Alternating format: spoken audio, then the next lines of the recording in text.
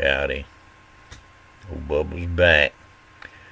I need to talk to y'all about something today that has struck me as really, really weird this past week. Last Sunday, one of the National Football League teams, the Houston Texans, were going to be playing a game, and they decided that they were going to have a protest before the game. Now, let me just stop here and talk a minute about protest. We hear that all the time. Well, we protested. Well, what is a protest? Well, a dictionary says it's an organized public demonstration of disapproval or to object strongly. So that's what they were going to do. They were going to have a public demonstration of disapproval. They were going to really object strongly to whatever it was.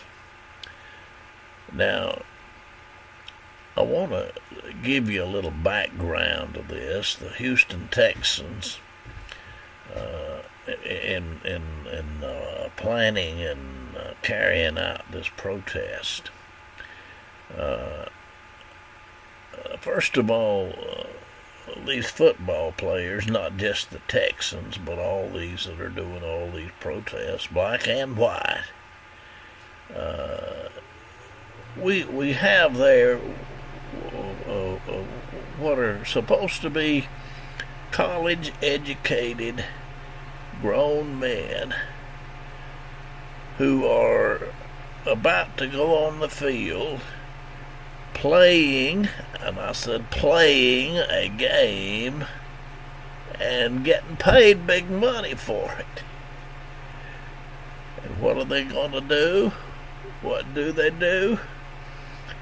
Well, they run up and down a grass field, real or artificial, got a bunch of white lines painted all over it, and they're trying to knock one another down. And all the while, as old Andy Griffith said one time about football, and said they had this funny little pumpkin that they kept trying to fight over to see who could get it.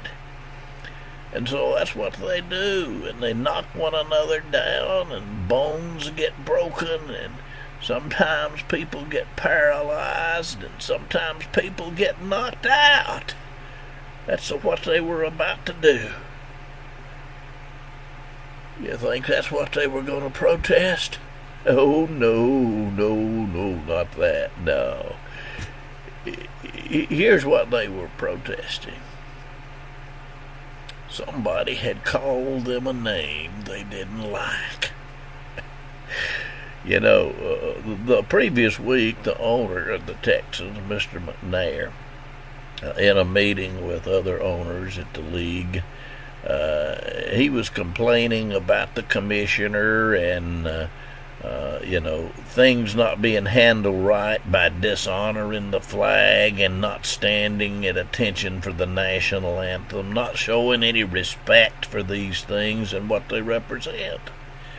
And he got frustrated, and finally he said, well, we can't have the inmates running the prison. Oh, wow. What an awful thing. Now, granted, it certainly wasn't the right thing to say in that context. But here's the thing. These team people were going to protest being called a name.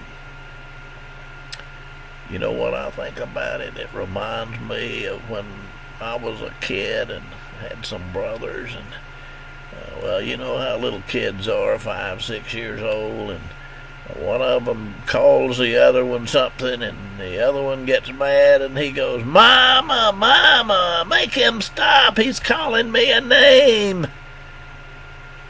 Well, that's kind of what this reminds me of. They are having this protest because somebody called him a name. And I'm not saying he should have done that.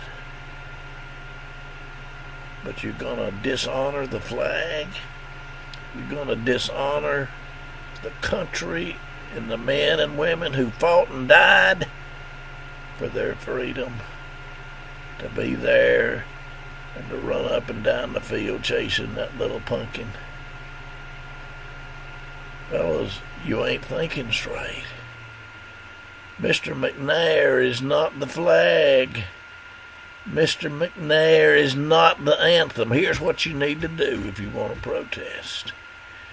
On Monday morning of next week, all of y'all that want to protest, get your contracts and go down there and go and knock on his door, and all of you go in and just take their contracts and rip them to shreds and tell Mr. McNair, because he called y'all that name, that you are going to not ever play football again for the Houston Texans. You're just going to leave. You don't want any more of their money. Now, if you really want to protest what happened, there's how you do it. It's what old Bubba thinks about this. What do you think? I appreciate your time. I'll talk to you soon, the good Lord willing. Thank you.